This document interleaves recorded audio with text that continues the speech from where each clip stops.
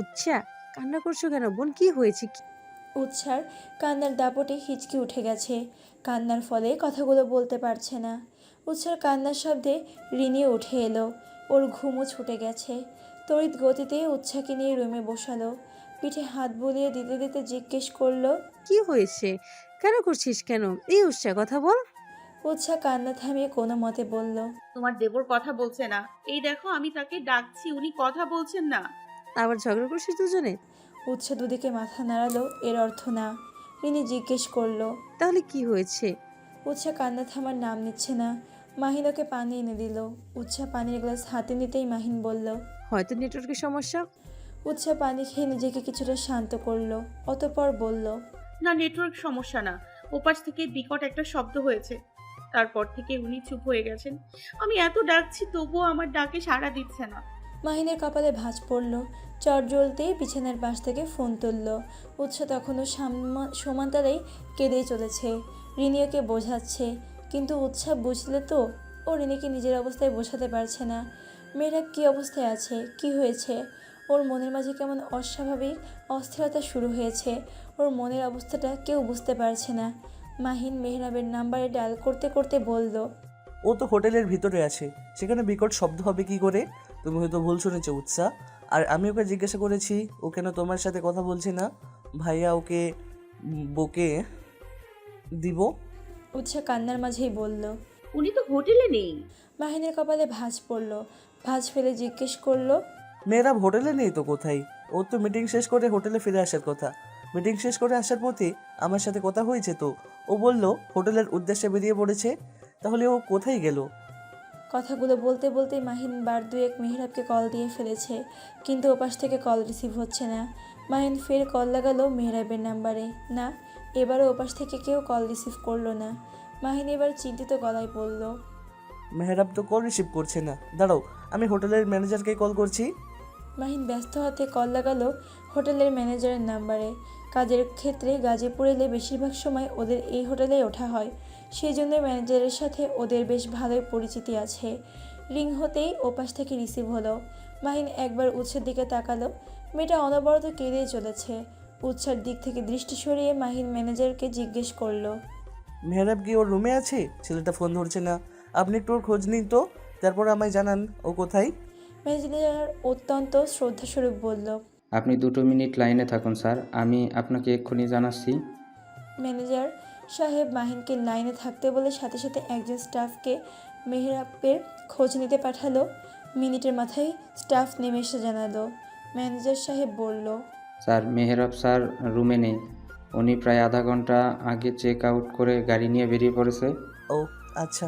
মাহিন পড়ে গেছে চিন্তায়। ছেলেটা এই রাতের বেলায় বের হলো কেন? ওর তো কাল সকালে রওনা দেওয়ার কথা ছিল। তাহলে হুট করে এমন কি হলো যে এই রাতের বেলায় বের হলো? কাউকে কিছু জানায়ও নি। মাহিন এগিয়ে গিয়ে বলল। মেহরাব নাকি হোটেল থেকে চেক আউট করে বেরিয়ে পড়েছে। উৎসাহ, তুমি তো জানো। কি কিছু জানো? মেহরাব তোমায় কিছু বলেছে যে ও কোথায় বেরিয়েছে? উৎসা কান্না থামিয়ে ভাবল। হ্যাঁ, মেহরাবের সাথে তোর কথা হয়েছে। দুজনের বেশ ভালোই সময় কাটছিল, কিন্তু কি থেকে যে কি হলো। হ্যাঁ। উৎসা একে একে শুরু করলো। সব শুরু থেকে বলা শুরু করলো। সব খুলে বলল। মাহিনের কপালে ভাঁজ পড়ল। কি এমন হলো যে বিকট শব্দ হবে? মেহরাবের ড্রাইভ করার হাত বেশ ভালো, এদিক সেদিক হওয়ার চান্স তেমন নেই, তবুও বলা যায় না। মাহিন উৎসার থেকে ঘটনা শুনে তড়িঘড়ি কল লাগালো ওর পরিচিত একজনকে। সে কল তুলতেই তাড়াহুড়ো করে বলল। মেহরাব হোটেল থেকে বেরিয়েছে, দেখা তো ও কোথায় আছে। ওর খবর নিয়ে আমায় জানাতো। কথা শেষ করে ড্রেসিং টেবিলের কাছ থেকে গাড়ির চাবি নিয়ে বেরিয়ে যেতে নিলেই পিছন থেকে ডেকে উঠল রিনি। এত রাতে কোথায় যাচ্ছ? গাজীপুরে যাব। এখন? হ্যাঁ, শুনতে পেলে তো? মেহরাবের কোনো খবর নেই। কি হয়েছে, কোথায় আছে ভাই, আমার কিছুই জানি না। ঠিক আছে, যাও। মাহিন যেতে নিলে উৎসা উঠে দাঁড়ালো, বলল। আমিও আপনার সাথে যাব ভাইয়া। তুমি এখানেই থাকো, আমি যে ওর খবর তোমায় জানাবো, আর ইচ্ছে মতো ওকে বকে দিব। আমি এখানে হাত গুটিয়ে বসে থাকতে পারবো না, আমার মন মানবে না। প্লিজ ভাইয়া, আমি যাব, আপনি না করবেন না। মাহিনের কিছু বলার মতো পেল না। মেয়েটার অবস্থাও কিছুটা হলেও বুঝলো। মেয়েটা মেহরাবকে প্রচণ্ড ভালোবাসে, কিন্তু স্বীকার করতে চায় না। মাহিন মুখে বলল। আসো। মাহিন উৎসাহে বেরিয়ে পড়ল। মাহিন ড্রাইভ করছে, পাশে বসাচ্ছে উৎসাহ। ওর দৃষ্টি বাহিরে, তবে মনের মাঝে বইছে উত্থাল পাত্থাল ঢেউ। দৃষ্টি গিয়ে ঠেকলো হাতে থাকা ফোনের দিকে। উৎসাহ কিছু মনে পড়তে আবার ডায়াল করলো মেহরাবের নাম্বারে। রিং হচ্ছে, একবার দুবার তিনবার, বাঁচতে বাঁচতে কল কেটে গেল, কিন্তু রিসিভ হলো না। উৎসাহ আবার ডায়াল করলো, ঘটনা একই ঘটলো, রিসিভ হলো না। উৎসার ইচ্ছে করলে হাতে থাকা ফোনটা আছাড় দিতে, কিন্তু দিল না। মনের মাঝে অদ্ভুত অনুভূতি হচ্ছে, মনে হচ্ছে উৎসার প্রিয় জিনিসটা ক্রমেই ওর কাছ থেকে দূরে সরে যাচ্ছে। উৎসাহ বারবার চাচ্ছে জিনিসটা আঁকড়ে ধরে রাখতে, কিন্তু সেটা ওর থেকে দূরে চলে যাচ্ছে, একটু একটু করে হারিয়ে যাচ্ছে কালো আঁধারের মাঝে। এর মাঝেই মাহিনের কাছে কল এলো। মাহিন ফোনটা উৎসাহকে রিসিভ করতে বলল। উৎসাহ রিসিভ করতেই ওপাশ থেকে কেউ বলল, ভাই মেহু বাড়ির কোনো খবর পাচ্ছি না, আশেপাশে খুঁজছি কিন্তু ওকে বা ওর গাড়ি কিছুই পাইনি। মাহিন ড্রাইভ করতে করতে বলল, ভালো করে খুঁজেছিস? আধ ঘন্টার কত দূরে যাবে? বেশি দূর যেতে পারিনি, আশেপাশেই আছে। আমি প্রায় এসে পড়েছি, তুইও খোঁজ, আমিও আসছি। কল কেটে দিল। মাহিন বেশ জোরে সোরে গাড়ি চালাচ্ছে। গাড়ির স্পিড 90 থেকে 100 এর মাঝে। রাত হাওয়ায় ফাঁকা রাস্তা। মেহরাবের স্বভাব বেপরোয়াভাবে গাড়ি চালানো। রাগ হলে বা ওর কথার এদিক সেদিক হলেই রাগে গজগজ করতে করতে বেরিয়ে যেত। সেদিক থেকে মাহিন শান্তশিষ্ট ছেলে, কিন্তু আজ মাহিনেরও ভাইয়ের টেনশনে মাথা ঠিক নেই। সবসময় মেহরাবকে আস্তে গাড়ি চালাবি, স্পিড যেন 50 থেকে 60-এর মাঝে থাকে। বলা ছেলেটাও আজ স্পিডে গাড়ি চালাচ্ছে। মাহিনের মনের মাঝে তুফান বইছে। উৎসার কথা শুনেই কিছুটা আঁচ করতে পেরেছে, তাও নিজেকে শক্ত রাখার চেষ্টা করছে। ও ভেঙে পড়লে উৎসার অবস্থা আরও বেগতিক হবে, তাই নিজেকে যথাসম্ভব শান্ত রাখার চেষ্টা করছে। ওরা প্রায় কাছাকাছি চলে এসেছে, আর আধা ঘন্টার দূরত্বেই হোটেল। কিছুটা এগিয়ে যেতে নজরে পড়ল হাইওয়ে রাস্তার মাঝে 2-3টে গাড়ি ভিড় করে রাখা। অনেক মানুষ জড়ো হয়েছে সেখানে। মাহির ভ্রু কুঁচকে এলো। পাশ কাটিয়ে যাওয়ার সময় কী ভেবে যেন গাড়ি থামালো। একজনকে ডেকে জিজ্ঞেস করলো, এখানে কি হয়েছে? প্রাইভেট কার আর ট্রাকের মধ্যে সংঘর্ষ হয়েছে। মাহিনের বুকের মাঝে চিপ মেরে উঠল। খেয়াল করে দেখলো হোটেল থেকে এক্ষণে আসতে আধা ঘন্টার মতো সময় লাগে, সাথে এখানে একটা অ্যাক্সিডেন্ট হয়েছে। মনের মাঝে বাজে চিনতে এলো। মাহিন নিজেই নিজেকে বোঝালো, ওর ভাইয়ের কিছু হতে পারে না? পারে না কিছু হতে? পাশ থেকে এক বয়স্ক মানুষ বলে উঠল, ছেলেটার কি অবস্থা হয়েছে, বাঁচবে বলে মনে হচ্ছে না। আহারে, কোন মায়ের সন্তান কে জানে। এইটুকু বয়সে ছেলেহারা হয়ে মাটা কিভাবে নিজেকে সামলাবে আল্লাহ মালুম। এমন সোনার টুকরো ছেলে। লোকটার কণ্ঠে আফসোস। মাহিন গাড়ি থেকে নেমে এলো। এর মাঝেই সেখানের পরিচিত লোকটা এলো। দুজনে নেমে এগিয়ে গেল। ওদের পিছু পিছু উৎসাহ নামলো। ওর বুক কাঁপছে। অস্বাভাবিক হচ্ছে হৃদস্পন্দন। সবাইকে পেরিয়ে একদম সামনে যেতে উৎসাহ থমকে গেল। এটা মেহরাবের গাড়ি। হ্যাঁ, এটা মেহরাবেরই গাড়ি। উৎসাহ চিনতে ভুল হয়নি। এই গাড়িতে কত শত দুষ্টুমি মিষ্টি স্মৃতি জড়িয়ে আছে দুজনের। সেই গাড়ি উৎসাহ কী করে চিনবে না? গাড়ির সামনেটার অবস্থা খুব খারাপ। গাড়ি যে লেগেছে গাছের সাথে। গাড়ির গ্লাস ভেঙে চুরমার হয়ে গেছে।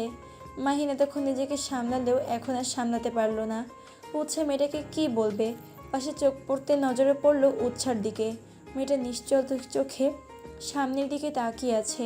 কোনো অনুভূতি নেই ওর মাঝে, যেন অনুভূতিহীন পাথরে পরিণত হয়েছে। পাশে থাকা ছেলেটি মাহিনকে আগলে নিল। জিজ্ঞেস করলো, অ্যাক্সিডেন্ট করা লোকদের কোথায় নেওয়া হয়েছে, কেউ বলতে পারবেন? সবার মাঝ থেকে একজন বলল, সিটি হসপিটালে। সিটি হসপিটাল কাছেই, এখান থেকে যেতে মিনিট 5 লাগবে। ছেলেটা মাহিনকে তড়িঘড়ি করে বলল। ভাই চলো আমরা তাড়াতাড়ি হসপিটালে যাই, দেখি কি অবস্থা। মাহিন সম্মতি জানালো। ছেলেটা নিজের গাড়ি রেখে মাহিনের গাড়িতে এসে বসলো। মাহিন এগিয়ে আসতে নিয়েও পিছন ফিরে তাকালো। উৎসাহ এখনও আগের নেই, পাথর মূর্তি হয়ে দাঁড়িয়ে আছে। উৎসার কাছে যে মাহিন বলল, উৎসাহ চলো। উৎসার কানে কোনো কথা ঢুকলো কিনা বোঝা গেল না, তবে ধীর পায়ে এগিয়ে গেল। কোনো বাক্য ব্যয় না করে গাড়িতে উঠে বসলো। মিনিট কয়েকের ব্যবধানে গাড়ি এসে থামলো হসপিটালের সামনে। কেউ নামার আগে উৎসাহ নেমে পড়ল। উদ্ভ্রান্তের নেই, এগিয়ে গেল হসপিটালের ভেতরে। ওর পা কাঁপছে, শরীর ভেঙে আসছে, তবু উৎসাহ হেঁটে চলেছে। ওকে যে যেতেই হবে, পৌঁছাতে হবে কাঙ্ক্ষিত মানুষটার কাছে। রিসেপশনে যেয়ে জিজ্ঞেস করার মতো কিছু খুঁজে পেল না। ভাষা হারিয়ে ফেলেছে ও। সব তালগোল পাকিয়ে যাচ্ছে, কান্না গলায় আটকে গেছে। এর মাঝেই মাহিনার ছেলেটা চলে এলো। ছেলেটা রিসেপশনে জিজ্ঞেস করলো। মেহবার মির্জা নামে কেউ এখানে ভর্তি হয়েছে? রিসেপশনে থাকা মেয়েটা একটা ফাইলের নাম খুঁজলো কিন্তু পেল না। বলল, সরি এই নামে কেউ অ্যাডমিট হয়নি। ছেলেটা বুদ্ধি করে জিজ্ঞেস করলো। কিছুক্ষণ আগে হাইওয়ে অ্যাক্সিডেন্ট হয়েছে, অ্যাক্সিডেন্ট হওয়া পেশেন্ট কোন রুমে আছে বলতে পারবেন? তাদের মধ্যে একজন অবস্থা গুরুতর, তাকে ওটিতে নেওয়া হয়েছে, অপারেশন চলছে। ওই সোজা যে বাম দিকে, তার পাশে। মেয়েটার কথা শেষ করতে না করতেই বাকিটা শোনা প্রয়োজন বোধ করলো না উৎসাহ। সোজা মেয়েটার বলা মতো সেদিকে হাঁটা দিল। উদ্ভ্রান্তের ন্যায় চলছে মেয়েটা, হুঁশ জ্ঞান কিছুই নেই। পা জড়িয়ে আসছে। উৎসার কানে কেবল মেহেরাবের কথাগুলোই বাজছে। এখন এভাবে দূরে ঠেলে দিচ্ছ তো, যখন থাকবো না তখন খুঁজেও পাবে না। হতেও তো পারে একটা সময় তুমি মরিয়া হয়ে আমায় খুঁজবে, তাও আমায় পাবে না। মেহেরাবের বলা এই কথাগুলো উৎসার কানে তীব্রভাবে বাজছে। এই মুহূর্তে উৎসাহ কথাগুলোর মানে বুঝতে পারছে। হন্য হয়ে খুঁজছেও মানুষটাকে, কিন্তু সে কোথায়? সে কেন এসে দেখা দিচ্ছে না? কেন এমন করছে লোকটা ওর সাথে? সে কি জানে না উৎসার হাঁটতে কষ্ট হচ্ছে, পা ভেঙে আসছে, বুকের মাঝে দম আটকে আসছে? তাহলে কেন এসে দেখা দিচ্ছে না, এসে বলছে না? এই যে বউ, আমি এখানে। কেন করছে না লোকটা এমন? লোকটা তো ওকে আশা দিয়েছে যে ও সকালে চোখ খুলে তাকে দেখবে, কিন্তু সে কই? ভাবনার মাঝে উৎসাহ ওটির সামনে এসে দাঁড়ালো। এমন সময় ওটির লাইট নিভে গেল। ওটির সামনে দুজন লোক দাঁড়িয়ে আছে। ডক্টর গম্ভীর মুখে বেরিয়ে এলো, নির্দয়ের মতো আওড়ালো। সরি, রোগীকে বাঁচানো সম্ভব হয়নি, আনতে দেরি করে ফেলেছেন আপনি। নিষ্ঠুর ন্যায় বাক্য আওড়ে চলে গেল। মাহিন্দ্রাও এসে দাঁড়ালো। সুন্দর ডক্টরের পাষণ্ড বাক্য। মিনিটের ব্যবধানে একটা স্ট্রেচারে বাহিরে এনে রাখা হলো সাদা কাপড়ে জড়িয়ে রাখা মানুষটার উপর। উৎসাহ নিজেকে আর সামলে রাখতে পারলো না, ধপ করে বসে পড়লো ফ্লোরে। ওর পাগুলো ভেঙে আসছে, দম বন্ধ হয়ে আসার জোগাড়। উৎসাহ চিৎকার করে বলতে ইচ্ছে হলো, আপনি পাষাণ মিস্টার মেহরাব। আপনি কথা দিয়ে কথা রাখেননি। আপনি বলেছেন খুব শীঘ্রই আমার কাছে ফিরে আসবেন। তবে সাদা কাপড়ে কেন এসেছেন? আমায় এত জ্বালিয়েও আপনার শান্তি হয়নি, এখন আবার নতুন রূপে জ্বালাতে এসেছেন। নিশ্চুপ নিস্তব্ধ পরিবেশ, কারো মুখে কোনো কথা নেই। নাকে ভেসে আসছে ফিনাইলের তীব্র বাজে গন্ধ। হসপিটালের করিডোরে পড়ে রয়েছে সাদা কাপড়ে ঢাকা দেহ বিশিষ্ট স্ট্রেচার। কেউ সাহস করে এগিয়ে যাচ্ছে না। সবাই যেন থমকে গেছে। থমকে আছে পরিবেশ, সবার নিশ্চুপ। থমকে যাওয়ার মাঝে সাহস করে উঠে দাঁড়ালো উৎসাহ। কাঁপা কাঁপা পায়ে এগিয়ে চলল সামনের দিকে। ওকে দেখে মনে হচ্ছে মেয়েটা নিজের মাঝে নেই, ঘোরের মাঝে আছে। এক পা করে এগিয়ে যেয়ে স্ট্রেচারের সামনে গিয়ে দাঁড়ালো। কম্পনরত হাত বাড়িয়ে দিয়ে ছুতে চাইল সাদা কাপড়ে মোড়ানো মানুষটাকে। তবে ওর অনিয়ন্ত্রিত হৃদস্পন্দন, অস্বাভাবিক শ্বাস প্রশ্বাস ওকে সেটা করতে দিল না। কেঁপে উঠল উৎসার ছোট্ট অন্তরাত্মা। উৎসার কম্পনরত কণ্ঠে বলল, মেহরাব, এই মেহরাব, আপনি শুনছেন আমার কথা? এই কথা বলুন না। আপনি এভাবে শুয়ে আছেন কেন? আপনার কি হয়েছে? আপনার কিছুই হয়নি। আপনি উঠে বসুন না, কথা বলুন আমার সাথে। এই দেখুন, আমি আপনার নাম ধরে ডাকছি, আপনার কথা শুনতে চাইছি। আপনি আমায় ফিরিয়ে দেবেন? কথা বলবেন না আমার সাথে? এমন করছেন কেন আপনি আমার সাথে? উৎসাহ একটু থামলো, অতঃপর আবার বলা শুরু করলো, আপনি আমায় ইচ্ছে করে জ্বালাচ্ছেন, তাই না? আমি আপনাকে এতদিন জ্বালিয়েছি বলে আপনিও আমায় জ্বালাচ্ছেন, তাই না? যেই বুঝছেন আমি আপনার প্রতি দুর্বল হয়ে গেছি, সেই আমায় জ্বালানো শুরু করেছেন, তাই না? আপনি আমাকে যত ইচ্ছে জ্বালান, তবু উঠুন, কথা বলুন আমার সাথে। এই মেহরাব, শুনছেন? উঠুন না। উৎসাহ এবার মাহিনের কাছে গেল। মাহিন পাথরের ন্যায় দাঁড়িয়ে আছে।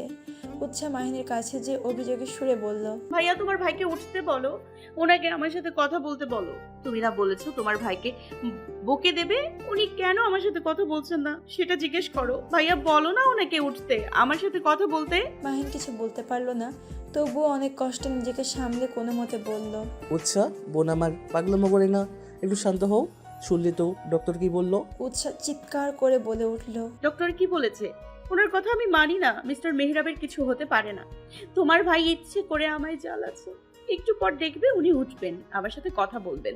ওনার কিছু হয়নি। উনি কলে আমায় বলেছিলেন উনি সকাল সকাল আমার কাছে চলে আসবে। উনি ওনার কথা রাখবে। তোমার ভাইয়ের কিছু হতে পারে না, কিচ্ছু হতে পারে না ওনার। উৎসাহ পাগলামো করছে, পাগলের ন্যায় আচরণ ওর। কোনো উন্মাদ সত্তা যেন ওর ভর করেছে ওর উপরে। উৎসাহ যেন ওর মাঝেই নেই, পাগলের ন্যায় প্রলাপ বকছে। ওনাকে আমার কাছে ফিরতেই হবে। ওনার কিছু হতে পারে না, পারে না ওনার কিছু হতে। বলতে বলতে উৎসার কণ্ঠে ক্ষীণ হয়ে আসে, শরীর আর সায় দিচ্ছে না। চোখগুলো কান্না করতে করতে বুঝে এসেছে শরীরের সকল ভার ছেড়ে দিতে চাইছে। ক্লান্তি আসে, ভর করছে শরীরে। উৎসা নিজেকে সামলানোর আপ্রাণ চেষ্টা করলো, তবে ব্যর্থ হলো। ধীরে ধীরে ঢলে পড়ে যেতে নিল। উৎসা পড়ে যেতে নিলে কেউ একজন দূর থেকে দৌড়ে এলো। পড়ে যাওয়ার আগেই নিজের প্রেয়সীকে বুকে আগলে নিল। শুভ্ররাঙা হসপিটালের বেডে অবচেতন হয়ে পড়ে আছে উৎসাহ। মেয়েটার জ্ঞান ফেরার কোনো লক্ষণই দেখা যাচ্ছে না। সেলাইন চলছে, কেটে গেছে 2 ঘন্টা, তবুও উৎসার জ্ঞান ফেরার কোনো লক্ষণই নেই। একই ভঙ্গিতে পড়ে রয়েছে হসপিটালের বেডে। একটু দূরে সোফায় বসে আছে এক মানব, মুখে তার চিন্তার রেশ, কপালে পড়ছে বেশ কয়েকটা ভাঁজ। 2 হাতের ওপর ভর করে থুতনি রেখে সে কখন থেকে অপেক্ষার প্রহর গুনছে। না, মেয়েটার জ্ঞান ফেরার কোনো নামই নেই। মানব আর ধৈর্য ধরতে পারল না, হন্তদন্ত হয়ে চিৎকার করে ডাকলো নার্সকে। সেকেন্ডের ব্যবধানে একজন নার্স এসে তার সামনে দাঁড়ালো। মানব গম্ভীর কণ্ঠে অধৈর্য নিয়ে একবার হাতে থাকা ঘড়ির দিকে দৃষ্টি দিয়ে শুধালো। ওর এখনো জ্ঞান ফিরছে না কেন? 2 ঘন্টা হয়ে গেছে, এখনো কেন জ্ঞান ফিরছে না? শেষের কথাটা যেন একটু ধমক দিয়ে জিজ্ঞেস করলো। নার্স কেঁপে উঠল, তোতলানো স্বরে বলল, আপনি চিন্তা করবেন না স্যার, খুব শীঘ্রই ম্যামের জ্ঞান ফিরবে। আপনি একটু অপেক্ষা করুন, খুব শীঘ্রই। খুব শীঘ্রই করতে করতে 2 ঘন্টা কেটে গেল। আর কত অপেক্ষা করব? মানবের চিৎকারে বাহির হতে মাহিন ছুটে এলো, বলল, শান্ত হো, উৎসার জ্ঞান ফিরবে। এখানে তো ওনাদের কোনো দোষ নেই, শুধু শুধু ওনাদের উপর রাগ ঝাড়ছিস কেন? রাগ ঝাড়বো না তো কি করব? তুমি বুঝতে পারছো আমার বউ 2 ঘন্টা যাবৎ অজ্ঞান হয়ে আছে। আমার অনুভূতি কেমন পাগল পাগল লাগছে, আমার বুকের ভেতর যন্ত্রণা হচ্ছে। মেয়েটা না জানি কি অবস্থায় ছিল সে সময়। দুটোই পাগল, একজনের থেকে আরেকজন কম না। মাহিন ইশারায় নার্সকে চলে যেতে বলল। নার্স চলে যেতেই শান্ত কণ্ঠে বলল, শান্ত হো, খুব শীঘ্রই উৎসার জ্ঞান ফিরবে, মিলিয়ে নিস আমার কথা। মাহিন যেভাবে এসেছিল ঠিক সেভাবেই চলে গেল। মানব এক পা করে এগিয়ে গিয়ে বেডের পাশে বসলো। অতঃপর হাতের মুঠোয় পুড়ে নিল প্রেয়সীর হাত, চুমু খেলো হাতের উল্টো পিঠে। অতঃপর হাতখানা স্পর্শ করলো বুকে। এতক্ষণে কিছুটা শান্তি লাগছে, চোখের পাটা কাঁপছে। উৎসার জ্ঞান ফিরে এসেছে। পিট পিট করে চোখ খোলার চেষ্টা করলো। চোখের সামনে ভেসে উঠল পুরুষালী বুক। আশেপাশে তাকে নিজের অবস্থান বোঝার চেষ্টা করলো। নিজেকে পুরুষালী আলিঙ্গনে আবিষ্কার করতে চমকে উঠল। কেই পুরুষ? ওকে এভাবে জোরে ধরেছে কেন? ধরফর করে উঠে বসতে চাইল উৎসাহ, তবে পারল না। ব্যর্থ হয়ে পড়ে গেল পুরুষটির বুকে। উৎসাহ ছোটাছুটি শুরু করলো। পুরুষটির ঘুমে ব্যাঘাত ঘটল যেন। নিশ্চিন্তে একটু চোখ বুজেছিল, ঘুমের রেশ না কাটিয়েই বলল, ব্যাঙের মতো না লাফালাফি করে একটু ঘুমাতে দাও তো। উৎসাহ থমকে গেল। ও কানে ঠিক শুনল তো, নাকি ভ্রম করার চেষ্টা করলো? জ্ঞান হারানোর আগের স্মৃতি একটু চেষ্টা করতেই স্মরণ হলো বীভৎস ঘটনা। উৎসার ভিতরটা নড়ে উঠল। এটা কি সত্যি নাকি ওর স্বপ্ন বা কল্পনা? ও ঠিক শুনল তো? না, কল্পনা হওয়ার সুযোগ নেই। মানুষটা ওকে এখনও শক্ত আলিঙ্গনে জড়িয়ে ধরেছে। উৎসার বিশ্বাস হলো না। মানুষটাকে ঠেলতে ঠেলতে বলল, আপনি পরনারীকে এভাবে জড়িয়ে ধরতে লজ্জা লাগছে না? ছাড়ুন ছাড়ুন বলছি, অসভ্য লোক। উৎসার যন্ত্রণায় মানুষটা উঠে বসলো, ঘুম ঘুম কণ্ঠে বলল, নিজের 3 কবুল পড়া বউকে জড়িয়ে ধরেছি, কোনো পরনারীকে না। মানুষটা একদম উৎসার বরাবর বসলো। এতক্ষণে মানুষটার মুখ দেখা যায়নি, এখন পুরোপুরিভাবে স্পষ্ট। উৎসাহ থমকে গেল। ওর মুখ থেকে যেন কোনো কথা বের হলো না। কাঙ্ক্ষিত মানুষটিকে এত প্রতীক্ষার পর নিজের চোখের সামনে, 2 চোখের সামনে দেখে ওর কথা বলার বন্ধ হয়ে গেছে। হারিয়ে ফেলেছে কথা বলার ভাষা। সকল কথা যেন গলায় আটকে গেছে। কথা বলার ভাষা হারিয়ে ফেলেছে উৎসাহ। নিশ্চল চোখে নিষ্পলকভাবে চেয়ে রইল সামনে বসা পুরুষটির দিকে। উৎসাহ একবারের জন্য মনে হচ্ছে মানুষটা সত্যি ওর সামনে বসে আছে। পরক্ষণেই সেই সময়ের বিষাক্ত ঘটনা মনে পড়তেই মনে হচ্ছে এটার কল্পনা। ও মনে হয় স্বপ্ন দেখছে। স্বপ্ন ভেঙে গেলে আবার সব ঘটনার পুনরাবৃত্তি হবে। মনের মাঝে একরাশ আশঙ্কা নিয়ে দুরু দুরু কাঁপতে থাকা বুকে সাহস জুগিয়ে হাত বাড়িয়ে দিল মেহরাবের পানে। উৎসার হাত কাঁপছে, যেমন তেমন ভাবে না, অসম্ভব রকম কাঁপছে মেয়েটার হাত। উৎসাহ কাঁপা কাঁপা হাত নিয়ে রাখলো মেহরাবের গালে। মেহরাব বুঝতে পারল উৎসার মাঝে বয়ে চলা ঝড়ের অস্তিত্ব। উৎস কম্পনরত কণ্ঠে বলল, আপনি? হ্যাঁ আমি ছাড়া অন্য কারো থাকার কথা ছিল নাকি? উৎসের এখনো বিশ্বাস হচ্ছে না যে মেহরাব ওর সামনে বসে আছে। উৎস ফের বলল, আপনি কি সত্যি আমার সামনে বসে আছেন, নাকি এটা আমার স্বপ্ন বা কল্পনা? আপনি আবার উধাও হয়ে যাবেন না তো? ঘুম ভেঙে দেখবো আপনি নেই। আশেপাশটা ফাঁকা মরুভূমির ন্যায় ধুধু করছে। এটা কি সত্যি আপনি মিস্টার মেহরাব, নাকি আমার ভ্রম? মেহরাব মেয়েটার আকুলতা বুঝল। মাহিনা একে একে উৎসের পাগলামো কাণ্ড সব ওকে বলেছে। মেহরাব চুপচাপ কেবল শুনেই গেছে সেই কাহিনী।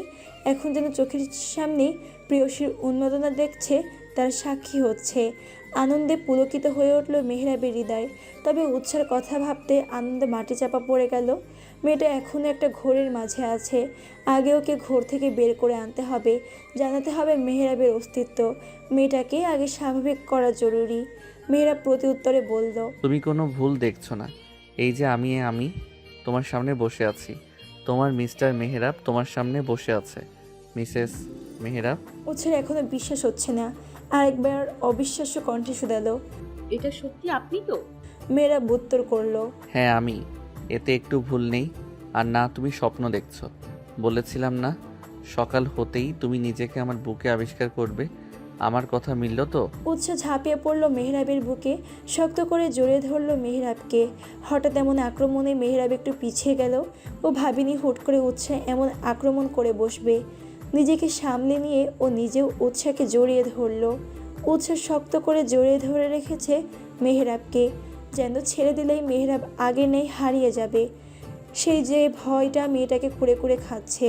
জড়িয়ে ধরা অবস্থায় উৎসাহ বলা শুরু করলো, আপনি সেই সময় কথা বলছিলেন না কেন? এমন চুপ করে গিয়েছিলেন কেন? জানেন কতবার ডেকেছিল আপনাকে? আপনি একটু পাষাণ। এতবার ডাকার পরেও একবারও সাড়া দেননি। উল্টো আমায় কিভাবে আরো জ্বালানো যায় সেই ফন্দি এঁটে বসেছেন। আপনি জানেন সেই সময় আমার কেমন অনুভূতি হচ্ছিল? ডক্টর যখন বলল পেশেন্টকে বাঁচানো হয়নি, পেশেন্টকে বাঁচানো যায়নি, শুনে আমি নিস্তব্ধ হয়ে গিয়েছিলাম। দম বন্ধ হয়ে আসছিল, হাত পা অবশ হয়ে যাচ্ছিল, মস্তিষ্ক কাজ করছিল না। কেমন অনুভূতি হয়েছে বলে বোঝাতে পারবো না।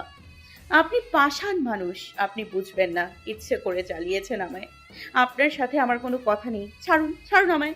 উৎসাহ ছাড়ানোর জন্য মোচড়ামুচড়ি করলো, কিন্তু মেহরাব ছাড়লো না। আর না এক চুল নড়তে দিল। একইভাবে মিশিয়ে রেখে বলল, কার এত সাহস বলো যে তোমায় জ্বালাবে? মেহরাবের মিসেসকে জ্বালাবে? উৎসাহ গাল ফেলিয়ে বলল, কে আবার? আপনি? অবাক হওয়ার ভান করে মেহরাব বলল।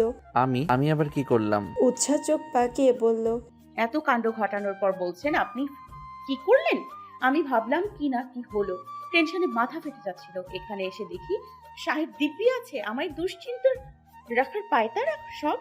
মেহরাব উৎসাহকে নিজের থেকে সরালো, ইশারায় কপাল ইঙ্গিত করে বলল, তোমার কি মনে হয় আমি ইচ্ছে করে এত কিছু করেছি? তোমায় টেনশনে রেখেছি? উৎসাহ মেহরাবের ইশারায় তাকালো না, মুখ ঘুরিয়ে নিল, ভেঙচি কেটে বলল। তা নয়তো কি? মেহরাব উৎসার থুতনিতে হাত রেখে ওকে নিজের দিকে ঘোরালো। অতঃপর বলল, এরপরেও বলবে আমি তোমায় ইচ্ছা করে কষ্ট দিয়েছি? উৎসাহ পূর্ণ দৃষ্টিতে তাকালো মেহরাবের দিকে, চোখে গিয়ে আটকালো মাথার ব্যান্ডেজের দিকে। উৎসাহ তখন খেয়ালই করেনি, ও তো ব্যস্ত ছিল মানুষটার অস্তিত্ব প্রমাণ করতে। হাত বাড়িয়ে ছুঁয়ে দিল মেহরাবের ব্যান্ডেজে। পুরো কপাল ছেয়ে আছে শুভ্র রঙা ব্যান্ডেজ। ব্যথা করছে? এতক্ষণ করছিল।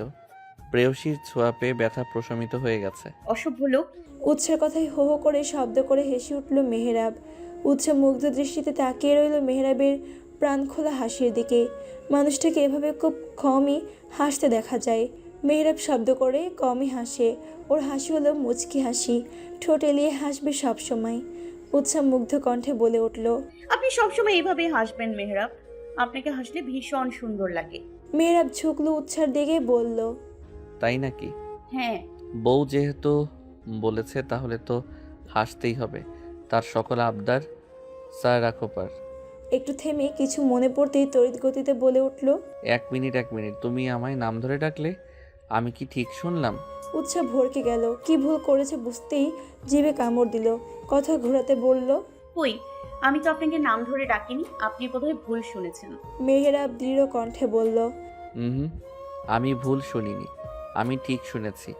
এখন তুমি স্বীকার করো। বলেছি। এখন সে কথা বাদ দিয়ে কি হয়েছে সেটা বলুন। কথা বলছিলেন না কেন আপনি? এরপর কতবার কল দিয়েছি জানেন? মেহেরাব বলা শুরু করলো।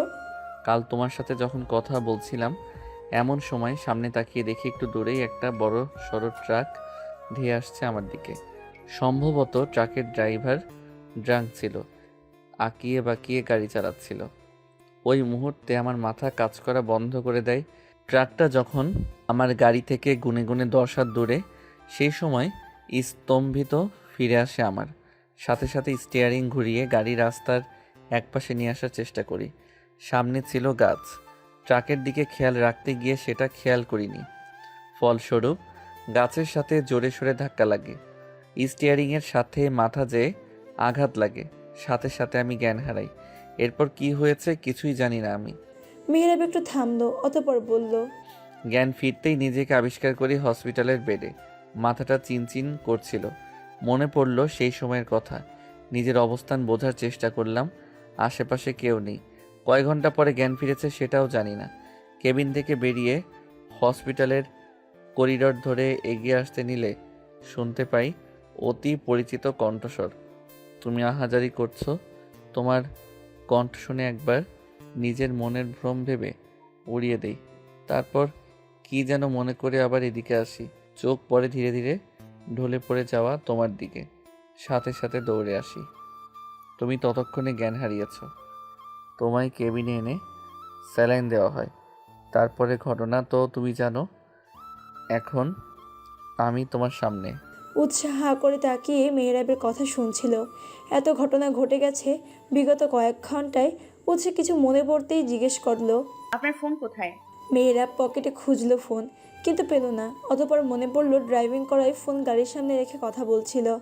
বলল, হয়তো গাড়ির মধ্যে কোথাও পড়ে গেছে। উৎসাহ দীর্ঘশ্বাস ফেললো। ফোন যেদিকে যাক আপনি সহি সালামতে আছেন এটাই। এর মাঝে দরজায় নক করলো কেউ। উৎসাহ ছিটকে দূরে সরে গেল মেহেরাবের থেকে। মাহিন এসেছে। দাঁত কেলিয়ে বলল, মিস্টার্স অ্যান্ড মিসেস, আপনাদের কথা শেষ হলে আমরা বাসায় যেতে পারি? অনেকক্ষণ হলো তো। বাসায় সবাই নিশ্চয়ই টেনশন করছে। উৎসাহ মেহেরাব একসাথে মাথা নেড়ে সাই জানালো। তিনজনে বেরিয়ে পড়লো। কিছুটা এগিয়ে যেতেই অপারেশন থিয়েটারের সামনে যেতেই নজরে এলো ক্রন্দনরত কিছু অপরিচিত মুখ। মাহিন জানালো এরা ট্রাক ড্রাইভারের বাড়ির লোক। ট্রাক যে ধাক্কা খায় খাম্বার সাথে। ছেলেটার অবস্থা খারাপ ছিল। রাত হওয়ায় সেই রাস্তা দিয়ে তেমন গাড়ি চলাচল করছিল না, তাই ছেলেটাকে হসপিটালে আনতে দেরি হয়ে গেছে। ছেলেটার বাড়ির লোকের কান্নার শব্দে উৎসাহ কলিজা খামচে ধরল। মনে পড়ে গেল কয়েক ঘন্টা আগে করা নিজের আহাজারির কথা। উৎসাহ মেহেরাবের সাথে সেটে গেল। শক্ত হাতে আঁকড়ে ধরল মেহেরাবের হাত। মেহেরাব বুঝলো মেয়েটা ভীতি। নিজেকেও উৎসাহকে নিজের সাথে জড়িয়ে নিল। পা বাড়ালো সামনের দিকে। দেখতে দেখতে কেটে গেছে অনেকগুলো দিন। মেহেরাব এখন পুরোপুরি সুস্থ। মাথার ব্যান্ডেজ খোলা হয়েছে 15 দিনের মাথায়। মেহেরাবের সুস্থতার পিছনে উৎসার অবদান অনেক বেশি। মেয়েটা সব ভুলে এক মনে মেহেরাবের সেবা যত্ন করেছে। সালেহা বেগম বলে বেড়ান উৎসার সেবা যত্নে নাকি তার ছেলে এত তাড়াতাড়ি সেরে উঠেছে। উৎসার হাত দুটো নিজের হাতের মাঝে নিয়ে বলেছেন, এভাবেই আমার ছেলেটাকে ভালোবেসে আগলে রাখিস মা। আমার পরে আমার ঘাড়তেরা ছেলেটাকে শুধুমাত্র তুই আগলে রাখতে পারবি। তুই ছিলিস বলেই ও এত তাড়াতাড়ি সুস্থ হয়ে উঠেছে। স্বয়ং আমিও হয়তো ওর এতটা খেয়াল রাখতে পারতাম না যতটা তুই রেখেছিস। তুই ওকে কোথাও ছেড়ে যাস না। তোকে অনেক ভালোবাসে। মায়ের মুখের ছেলের ভালোবাসার কথা শুনে লজ্জা পেল উৎসাহকে লজ্জা পেতে দেখে সালেহা বেগম হাসলেন। মাথায় হাত রেখে হাত বুলিয়ে দিয়ে বললেন, এভাবেই দুজন সবসময় একে অপরকে ভালোবেসে আগলে রাখিস। উৎসাহ সেদিন লজ্জায় সালেহা বেগমের সামনে থেকে উঠে আসে। ও উঠতে আসতেই সালেহা বেগম শব্দ করে হেসে ফেললেন। হাসতে হাসতে বলেন, পাগলি মেয়ে একটা। ঘড়ির কাঁটা 12র ঘর পেরিয়ে গেলেই মেহেরাবের জন্মদিন। উৎসাহ অনেক কিছুই প্ল্যান করেছে। প্ল্যান মাফিক সব আয়োজন করেছে। এখন শুধু কাঙ্ক্ষিত ব্যক্তির অপেক্ষা। মেহেরাব এলো 8টা নাগাদ। উৎসাহকে কিছু বুঝতেই দিল না। রাতে 12টা নাগাদ টেনে টেনে ছাদে নিয়ে এলো। সবাই একসাথে উইশ করলো মেহেরাবকে। সবাই মিলে কেক কেটে খাওয়া দাওয়ার পর্ব শেষে রুমে ফিরল উৎসাহ। মেহেরাব মাহিনের সাথে কী নিয়ে যেন কথা বলছে। উৎসাহ এসে দাঁড়ালো বেলকনিতে। আকাশে থালার ন্যায় পূর্ণিমার চাঁদ জলজল করছে। একটু পর হিমেল হাওয়া এসে ছুঁয়ে দিয়ে যাচ্ছে উৎসার শরীর। আবেশে চোখ বুঝে নিল উৎসাহ। খানিক বাদে বেলকনিতে পা রাখলো মেহরাব। মেহরাবের উপস্থিতি টের পেতেই চোখ খুলে তাকালো উৎসা। মেহরাব এগিয়ে গিয়ে পিছন থেকে জড়িয়ে ধরলো উৎসাকে। মুখ নামিয়ে উৎসার কানের লতিতে আলতো করে চুমু দিল। উৎসা কেঁপে উঠল মেহরাবের ছোঁয়ায়। মেহরাব ফিসফিসিয়ে বলল, আমার গিফট কোথায় মিসেস মেহরাব? গিফট? আমি তো কোনো গিফট আনিনি। সেটা বললে তো হবে না, আমার গিফট চাই মানে চাই। না দিলে হবে না। মেহরাবের ঠোঁট উল্টে বলল। হুম। চোখ বন্ধ করুন। মেহরাব বিনা বাক্য ব্যয় করে চোখ বুঝল। উৎসা পা উঁচু করে মুখটা মেহরাবের কান বরাবর নিল। অতপর ক্ষীণ কণ্ঠে বলল, ভালোবাসি মিস্টার মেহরাব। কখন কিভাবে আপনাকে ভালোবেসে ফেলেছি আমি নিজেও জানি না, তবে এটুকু জানি আপনাকে প্রচন্ড ভালোবেসে ফেলেছি। অপ্রিয় বলতে বলতে কখন যে আপনি আমার জীবনের সবচেয়ে প্রিয় মানুষটার স্থান দখল করে বসেছেন আমি নিজেও জানি না, তবে আপনাকে ভালোবাসি কখন অনুভব করলাম জানেন? মেহরাব প্রশ্নসূচক দৃষ্টিতে তাকিয়ে রইল উৎসার পানে। উৎসা থেমে বলল, যখন আপনি কথা বলছিলেন না, আপনার সাড়া পাচ্ছিলাম না, তখন নিজেকে উন্মাদ উন্মাদ লাগছিল।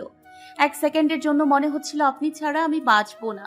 আমার বেঁচে থাকার জন্য হলেও আপনাকে সুস্থ স্বাভাবিকভাবে আমার চাই। চাই মানে চাই। সেই মুহূর্তে যে অনুভব করলাম আপনি নামক মানুষটাকে আমি কতটা ভালোবেসে ফেলেছি। আপনি ছাড়া আর কোনো চিন্তাই আমার মাথায় আসছিল না। শুধুমাত্র আপনি ছিলেন আমার সকল চিন্তার কারণ। উৎসা একটু থেমে বুকে ভরে শ্বাস নিল, ফের বলল, ভালোবাসি। মেহরাব এতক্ষণ একমনে শুনছিল উৎসার অনুভূতি। উৎসা থামতেই ধ্যান ভাঙালো। অতপর বুকে হাত নিয়ে বলল, আপনার মুখে ভালোবাসি শব্দটা শুনতে পেরে আমি ধন্য মিসেস। এটা আমার জন্মদিনের সেরা গিফট। উৎসার কপাল কুঁচকে নিল। কোমরে হাত গুজে বলল, ধন্য হলে হবে না। আমার রিপ্লাই কোথায়? রিপ্লাই? কিসের রিপ্লাই? একটু আগে যেটা বললাম তার। মেহরাব মাথায় খাটালো। মনে পড়ার ভঙ্গিতে বলল, ও আচ্ছা, দাঁড়াও বলছি। উৎসা অধীর আগ্রহে মেহরাবের দিকে তাকিয়ে আছে। মেহরাব সিরিয়াস ভঙ্গিতে বলল, আমিও। উৎসা কপালে ভাঁজ ফেলে জিজ্ঞেস করলো, আমিও কি? হ্যাঁ, আমিও ভালোবাসি। উৎসা মুখ ঘুরিয়ে নিল, ঠোঁট উল্টে বলল। এভাবে বললে হবে না।